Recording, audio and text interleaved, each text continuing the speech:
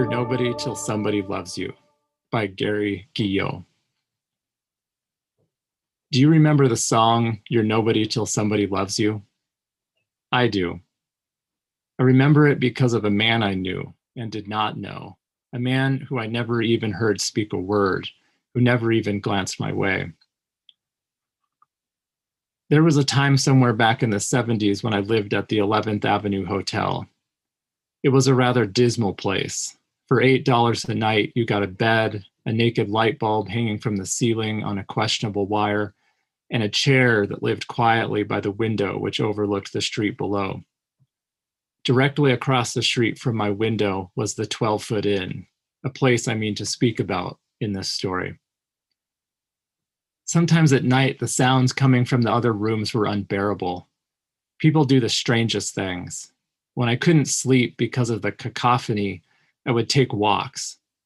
Each walk would inevitably end at the 12-Foot Inn.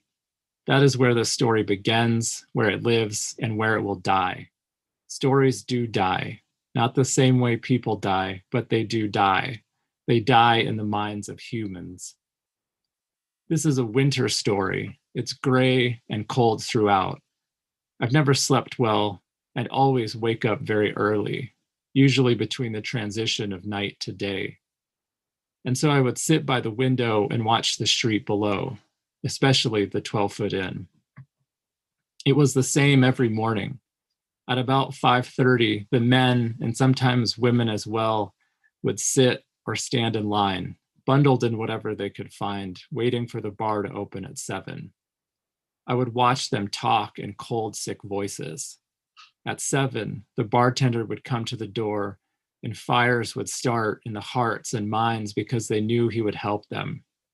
You see, at the end of each night, he would take all the bottles that were 2/3 empty or more and mix them into one bottle, and each morning give everyone in line 2 free shots.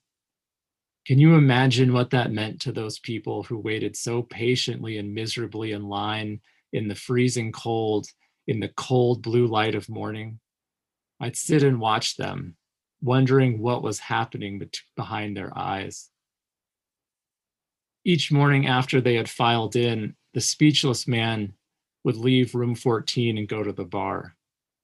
I would wait a few minutes and then go there as well. That time of day in that place was a good time for listening. There is a language that lives at only that place and time, but the speechless man never said a word. Rather, like myself, I knew he was listening. I never knew what kind of sadness he had, for there are so many kinds of sadness, as there are many kinds of skies, as there are so many kinds of everything. I'm going to speak of a morning now, one particular morning, when the speechless man heard something that animated him. Someone put a quarter in the jukebox. Someone put a dancer in his head with a simple coin. The song, You're Nobody Till Somebody Loves You. The dancer left no footprints, just as the speechless man left none on his way to the bridge, just as I left none as I followed him. The middle of a bridge is a strange place to find yourself, especially when you're looking down and thinking about how hard the ground can be or how deep the water is. The beginning of a bridge can feel strange as well, when you're watching a man thinking about the fall, thinking about the words, you're nobody till somebody loves you, you're nobody till somebody cares. He never saw me. I never knew him. I just watched as he silently died. It was the most quiet thing I'd ever seen. He simply stood on the railing and fell forward. I didn't try to save him. I'm not one to change lives. The bar was naked with the truth of things when I returned. It was full of dying. Souls were birds in ugly cages. I drank a beer and left.